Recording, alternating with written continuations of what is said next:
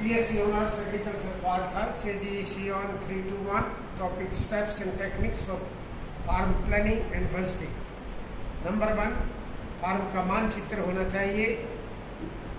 Number 2, संसाधनों का मूल्यांकन होना चाहिए, अर्थात भूमि, श्रम, पूंजी आदि हमारे पास टेक्नोलॉजी क्या है, इसके ऊपर पूरा इवेल्युएशन होना चाहिए. नंबर 3, भूमि संरक्षण एवं पोषण सुधार कार्यक्रम आवश्यक है, उनका उपयोग करते हुए प्लानिंग उसी दृष्टिकोण से बनाना चाहिए.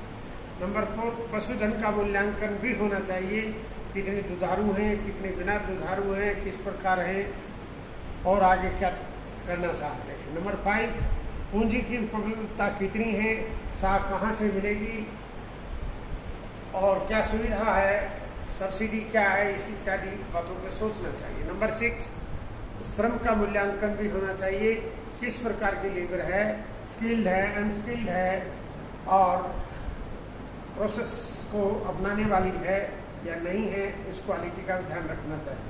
नंबर 7, वित्तीय सुविधाएं यानी बैंक के संबंध में सरकार की तरफ से क्या है, अन्यथा महाजन से लेते हैं, फिर सरकार से लेते हैं, फिर सरकार जो है गारंटी देती है और उस प्रकार से बिना ब्याज भी 4% पर कम ब्याज पर भी वित्तीय सुविधा उपलब्ध होती है. उसी दृष्टिकोण से उस टेक्नोलॉजी को अपनाना चाहिए. नंबर 8, भंडारण की क्या व्यवस्था है, उसके ऊपर क्या खर्च होगा, उसके हिसाब से देखना चाहिए. वैकल्पिक जो उद्यम में जो सबसे सार्थक का चयन है अर्थात सबसे ज़्यादा लाभदायक है, उसी को अपनाते हुए उसी के लिए योजना बनानी चाहिए.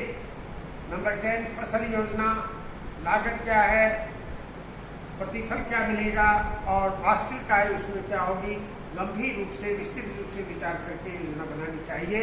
और ध्यान रखना चाहिए कि जो आप प्रोजेक्ट लगाना चाहते हैं उसमें जोखिम और अनिश्चितता कितनी होगी, इसके ऊपर निश्चित रूप से गंभीरता रूप से ध्यान रखते हुए योजना बनानी चाहिए. नंबर 12, आधुनिक तकनीक का प्रयोग किया जाना चाहिए. परंपरागत के साथ साथ आधुनिक तकनीक का प्रयोग करते हुए या परंपरागत वालों को शिफ्ट करते हुए, ये निर्भर करता है कि देश की सरकारों की नेशनल पॉलिसी क्या है, सोशल वेलफेयर का क्या ध्यान रखते हैं. उसी के आधार पर उसी की सुविधा से इस टेक्नोलॉजी का किसान उपयोग कर सकता है और उसका उद्देश्य होता है विशुद्ध लाभ प्राप्त करना. इसलिए इंटरप्रेटिव बजटिंग फार्मूला है Q1 into P1 plus Q2 into P2 plus Q3 into P3.